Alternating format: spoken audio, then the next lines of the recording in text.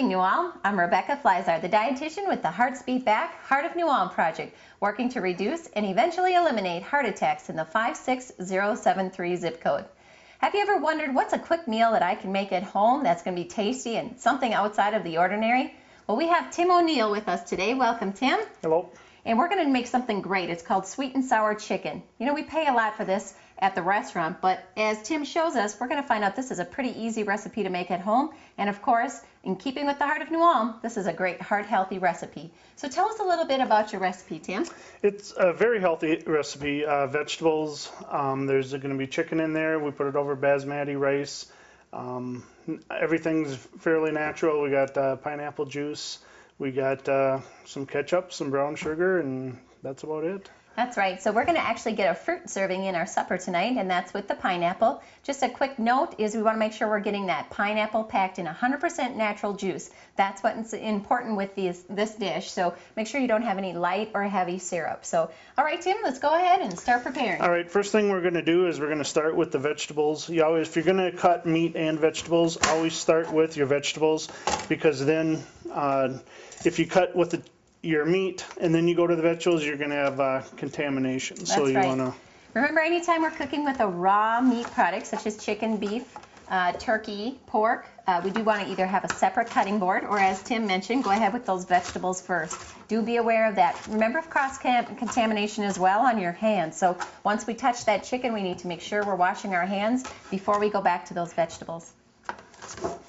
All right, it's very simple. You just cut up the peppers. What I did is, if you noticed at the beginning, I took the seeds out of the peppers.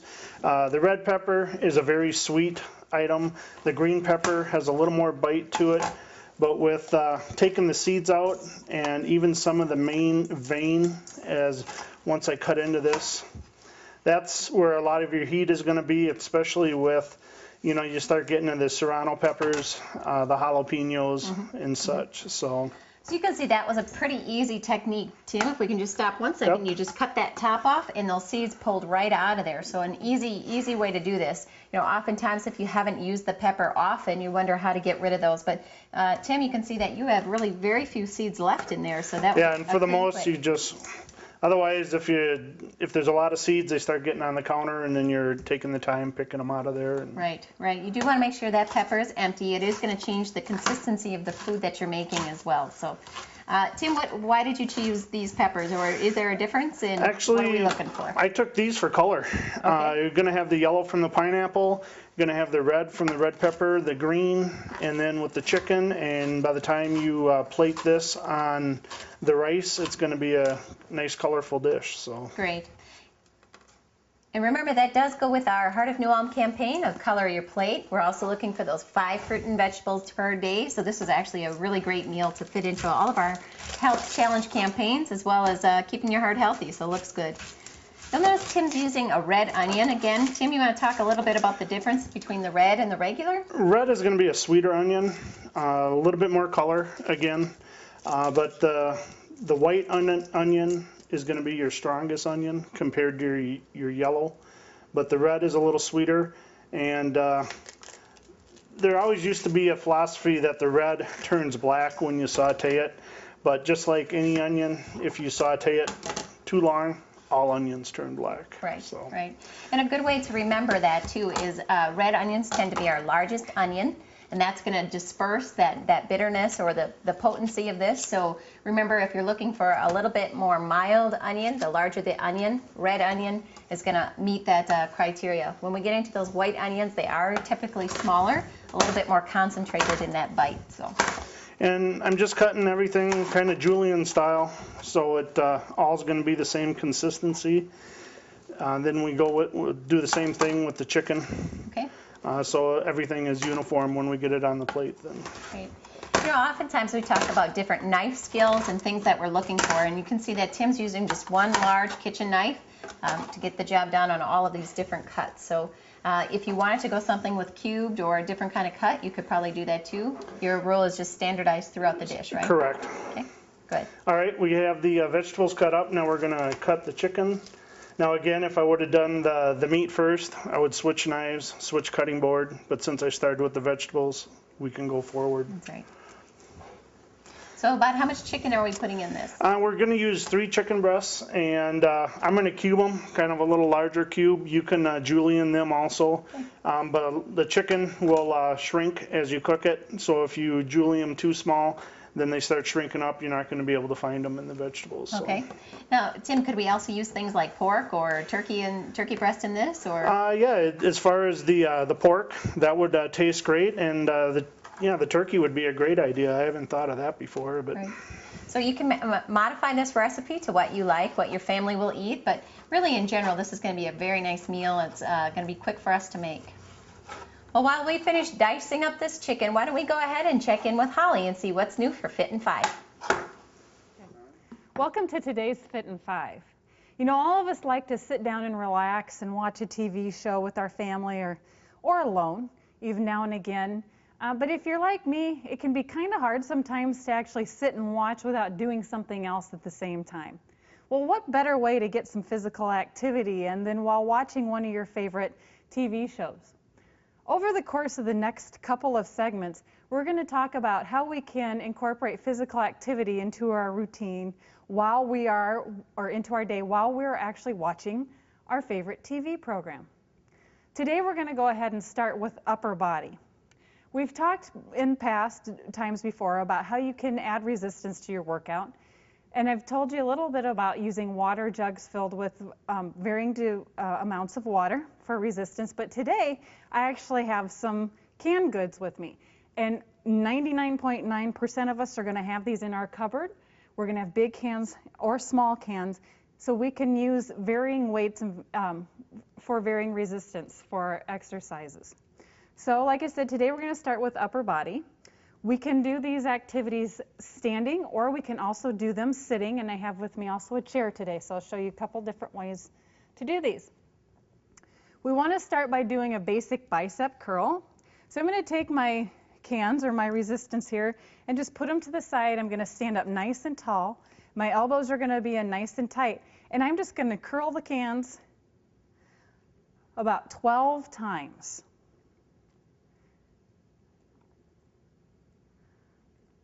Then I'm going to take about a 30-second rest, and I'm going to do the same thing again. Now, if I find these cans are a little light, I can go get heavier cans, or again, I can break out my milk jugs. If I want to do these seated, very simply, we just sit in a chair. We're going to sit up nice and tall at the edge of the chair so the arms are out of the way. And we're going to do our bicep curl this way. You can do one arm and then the other. So there's a variety of different ways to do this. Well, because we did the biceps or the front of the arms, we always want to do the triceps. That's what we call opposing muscle groups. So the triceps are the opposing muscle group to the biceps, so it's really important for balance that we do both muscle groups. So for triceps, what we can do is I can actually put both my soup cans in one hand. I can bring my arm into the side, and then I can extend back and in with the arm. And you want to make sure to notice that my elbow's in nice and tight. And I'm only moving from the elbow down. So my whole arm isn't going back. I'm actually extending it back and in. Now, if you have pretty good flexibility in your arms, you can also do these over the head. So you bring the elbows into the ear and you extend up and down. So it would be the same thing. You're going to do these about 12 times, take about a 30-second break, and then do another set. Now, if I want to do these in my chair, I can actually use my chair for my resistance. As long as I have a good sturdy chair and not a folding chair or something that can collapse underneath me, I'm going to set my soup cans down, or my food cans down, and I can come to the edge of the chair and sit off the edge and actually dip down and up. So it's going to work the same muscle group, just in a little bit different way. So that's another way to work the triceps or the back of the arm. The last thing we're going to work for upper body today is going to be the shoulders. And there's all different kinds of exercises for the shoulders. So again, we can stand, we can bring the cans to the side, and we can just do a lateral raise up and down. This is called a lateral shoulder raise. We want to make sure that the elbows stay soft, we don't lock them, and that we're lifting up no further than shoulder height. We really don't want to come clear up here. We just want to prevent some type of shoulder impingement. So we're going to come up shoulder level and down. Now, if I want to sit, you know, it's going to be kind of hard to lift to the side. I can do a different exercise where I'm seated and my arms are here, and I'm gonna press straight up and then come right back down again and press straight up and back down. Same thing, we're gonna do about 12 of those. Take a 30-second break and then go back again. If you do about 2 or 3 sets of these exercises, you're gonna feel a lot of strength and flexibility in the muscles groups of your upper body in no time. For today's Fit in 5, I'm Holly. Have a great day. Thanks, Holly. Remember to stay active during these winter months. As the weather warms up, it's a great opportunity to start getting outside and staying physically fit. All right, Tim, let's see where we're at. All right, we got the vegetables and the chicken all cut up. And now what we're going to do is we're going to drain the pineapple sauce, and this will be the juice that'll do the sweet and sour sauce. Okay. And it's fairly simple. Just reserve the juice here. We're going to put the pineapple in the dish. And what we add to the sauce is we're going to go with a half a cup of ketchup. And I was a little shocked the first time I seen this, but when I made it, it tasted very well. So. Which is tomato sauce. You Right. could use just straight tomato sauce if you wanted to. Okay. And then 3/4 cup of brown sugar for the sweet. And we're using just the light sugar. Remember, this is going to be dispersed throughout many portions, so this little bit of extra sugar is going to still fit within our heart-healthy diet. Remember, we don't have to eliminate these good foods. We just need to watch our portion size.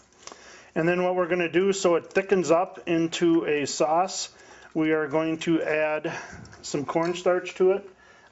If you would add flour, it would distort the taste. Cornstarch is a fairly neutral flavor. And it calls for 5 tablespoons, but what I usually do is I start with 3.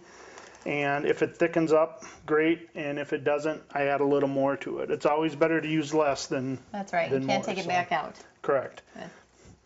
All right, we're going to get this mixed up, and then I have my pan preheating on the stove, and I am going to we'll start sauteing the chicken first, and we'll pull that back out, and then saute our vegetables, and then we'll put everything together. All right. So if you want to come over here, and I just use a couple tablespoons of oil.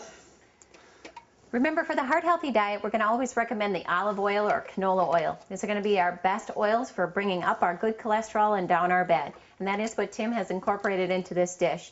We want to avoid things like butter and other solids that are going to be higher in saturated fat. And as you are doing a Chinese dish, an Asian dish, so it is, you do want the heat on a little higher heat so it cooks fairly fast. Okay. We just want to make sure that chicken gets cooked all the way through. Remember, with poultry, we're looking for about 160 degrees before that's done. An easy tip is to make sure those juices are running clear. Then we know our chicken is cooked through. And that'll take a couple minutes here, and then we'll kind of keep turning it. And then we'll pull our vegetables, and or pull the chicken, and then we'll put the vegetables in. Okay. And for the most part, start to finish, you can easily make this dish within 25-30 minutes. So, Good.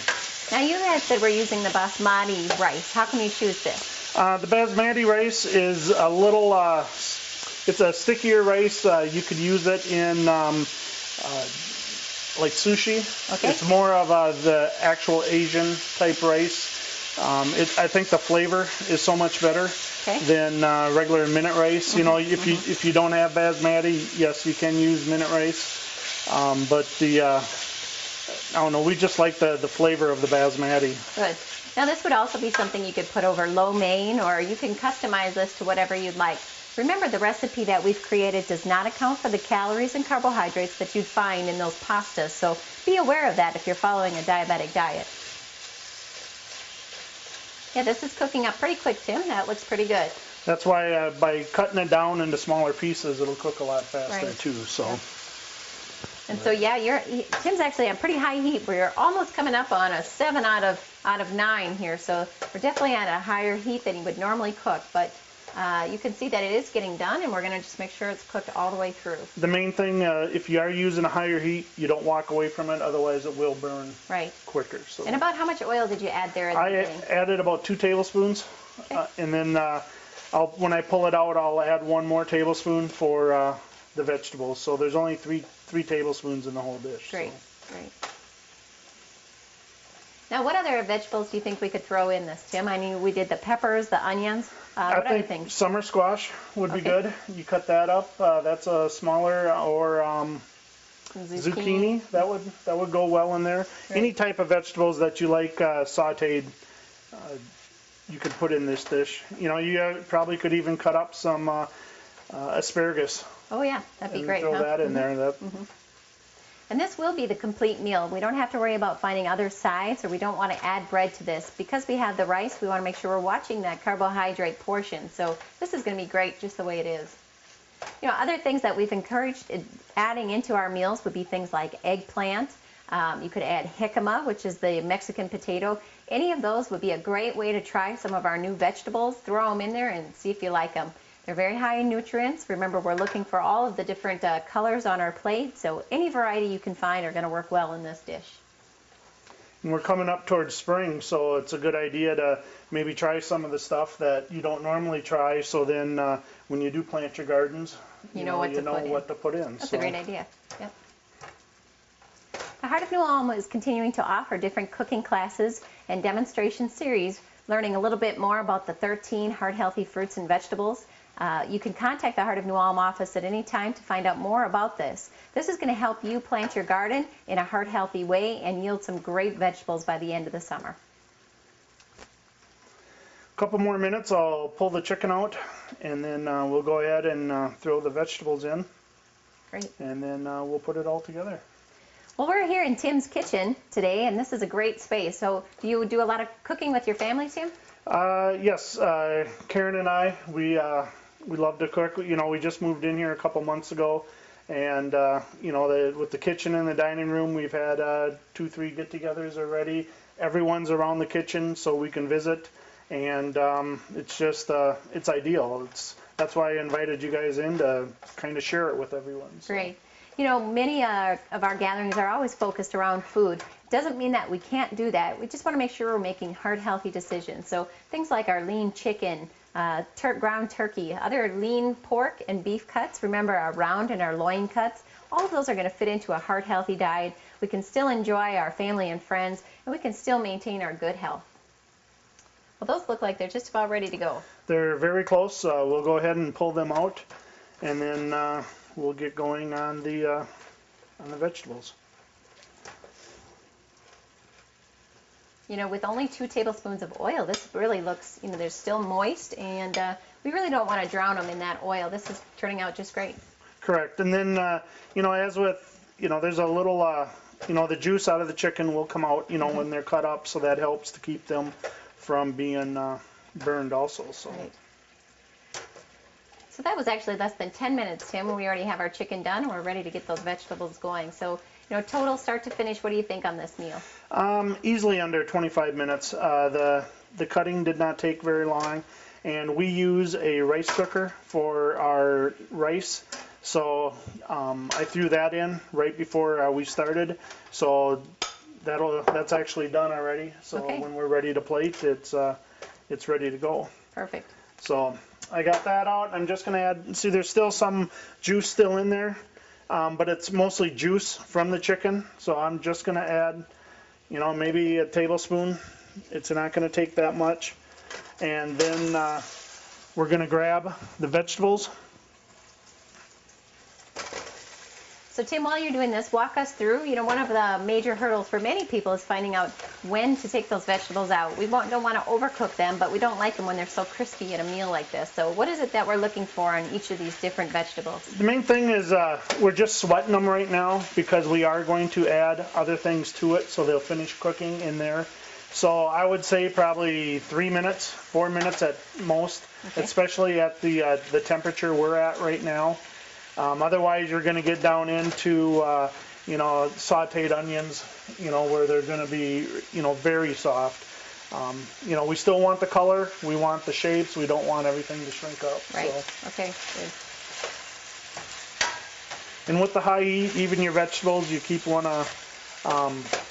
stirring them around. That's why they call it, you know, stir fry, because with the high heat, you're always stirring it. So Tim, you're just making this with a regular saucepan. Is this something that people would traditionally do in a wok if they have it, or? If you have a wok, yes, that's great. With the electric stove, I find it's just as easy to control the heat with a larger saucepan than with the electric wok. But no, both are just fine. We found a big enough pan that we can use as a, you know, kind of as a wok also. The best one I liked, we found a wok that works on gas, and our next purchase is going to be a new stove with gas. Yeah. You know, and because a wok is like a cast iron pan. You don't wash it, you just wipe it out, so the flavor stays in there as it seasons it. So. Good. Yeah, that is a good tip. Make sure you have a large enough saucepan. You don't want to find yourself short on space when you get to the end of this recipe. And these are smelling great. Your house is going to have a great aroma. You're going to be very hungry by the time you're done cooking this, I think. So we're starting to see our onions are just paling a little bit. We're starting to see some browning on the sides of those as well. That's what we're looking for.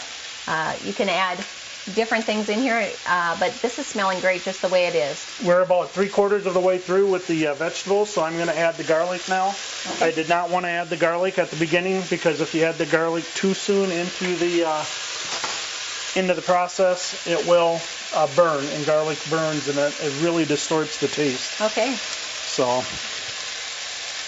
And again, I always like to say garlic is one of our heart healthy foods. The more you can eat, the better. If you're not a big fan, go ahead and cut that down. But if you do like garlic, be sure to add a little extra. It's great for the heart and great for the dish.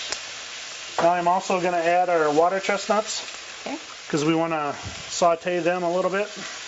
And those have already been drained. You want to make sure you retain that juice out of there, not adding that into your vegetable mix. And these really do give it that distinctive Asian flavor, I think, and texture. So the water chestnuts are usually located in our Asian food section, but available at all of our grocers here in New Ulm. All right, it's starting to look really good, as far as I'm concerned. It does, yeah. All right, so what we're going to do now is we're going to add the chicken back into it, and then we're going to add our sauce, so everything will come together. And then after we add our sauce and it starts to boil, I'm going to add the pineapple, because I don't want to add the pineapple too long into it. Okay. Otherwise, when you cook the pineapple in the small chunks, it will shrink up too. We want the color. And well, while Tim finishes this up, I'd like to share a couple of our new Heart of New Ulm events coming up. We have an actual chess tournament coming on March 1st, and we have our ping pong tournament on March 20th. Now, these are a little different than our traditional events and classes, but you know, stress management is essential too for good heart health. It is one of our pillars in good heart health.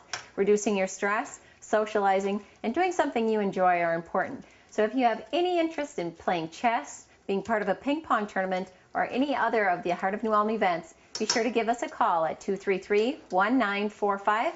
We'll get you signed up, and of course, all of these Heart of New Ulm events are free of charge. now what we're doing is we added the pineapple juice, the brown sugar, the ketchup mix that we mixed together, and with the cornstarch in there, you want to bring it back to a boil, so then the cornstarch will activate and it'll thicken into a sauce. Okay. So you ended up only just using about 3 tablespoons, isn't that right, Tim? Of the oil? Of the cornstarch, sorry. Of the corn, yeah, I only used 3 tablespoons. And it was already starting to thicken. Yeah, and then when I pour it in, you can tell the cornstarch will start to thicken when it's cold, and you know, and if it's still real runny, you know, it depends on the pineapple. Some cans have more juice than other cans, so. Okay. It's starting to bubble a little bit, so I'm going to add the pineapple juice, or the pineapple.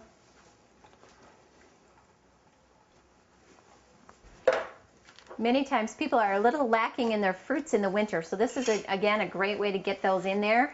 This is going to add a very distinctive flavor, It's really going to spice up a dinner. Many of these ingredients are things we wouldn't think to use, but this is a low price way to get your fruits. You know, a can of pineapple is less than $1 right now at our grocers, and has a great taste and feels a little bit like summer. So now what are we looking for with the pineapple, Tim? Right now, the pineapple's in there just for flavor. You want to put it in towards the end. What we're looking at is we're waiting for the juice to come to a boil and the sauce to start to thicken. All right. So, well, while you're doing that, why don't you tell us a little bit about your rice cooker, if nobody's used those before, how you use that, and how quickly they work. if you can get a picture of it, this is great. We use it for rice. We've made broccoli in it. You can use it as a steamer, and we've also taken a tilapia fillet and made tilapia, and then we made fish cakes out of it. Okay. So, you know, when you go to a restaurant, the majority of the time when you order a fish, they steam it, and this is just like a restaurant in a steamer. You just got to make sure it's done. Now, if we do fish, we usually cook it twice to make sure it's done and it's a little flaky. All right, so you just add a little water in there and the same Correct. balance as a regular pot, huh? Correct, and it's all enclosed, so it creates the steam. It has the higher heat in there. You could do it on the stove, kind of, you know, where you got the water in the bottom, and then the pan on top. Right. This is a little larger. We can cook rice for the whole family. Great, good. Nice to have, and another way to shorten up that meal prep time. So once this starts to boil, we're going to see the sauce begin to thicken. And that's what's going to give it that nice sweet texture and taste, and it's going to coat over that chicken as well. And how many servings can we get out of this, Tim? This is, I kind of figure 8 on this recipe, and then with leftovers for the next day. Always remember, if you make a dish and there's a little more, always go by your serving size. And even if there's extras, then you have leftovers for the next day. Just because there's more in the pan doesn't mean you put more on the plate. That's right, following portion size. An easy tip for that is using a smaller plate. You know, it's a kind of a seafood way of thinking. If we have the bigger plate, we feel we need to fill that up. So if you're watching your portion sizes, using a smaller plate will leave you just as full and will result in less calories taken in. So an easy tip and an easy change to make at home. Now if we go down and you take a look at it here, I put a little juice on there and I come up, it's starting to thicken up. It's not running off like it would if it was just pineapple juice alone. So what I'm going to do is I'm going to plate the rice, and then we'll throw some of this on, and then we'll have her done. What I'm going to do, since I'm going to walk away from it, I am going to turn it down so it doesn't burn on the bottom. Great. So I'm going to, if you'll hand me the plate there. And we'll put some rice on there.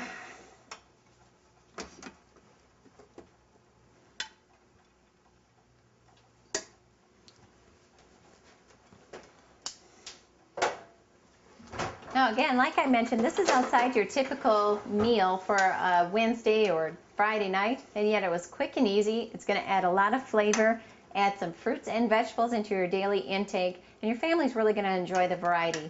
Remember, Tim and I were able to put this together in less than 20 minutes, and something that you can easily repeat at home. If you'd like to repeat this recipe, you can go to the Heart of New Ulm website, and it can be found right under the recipe tab.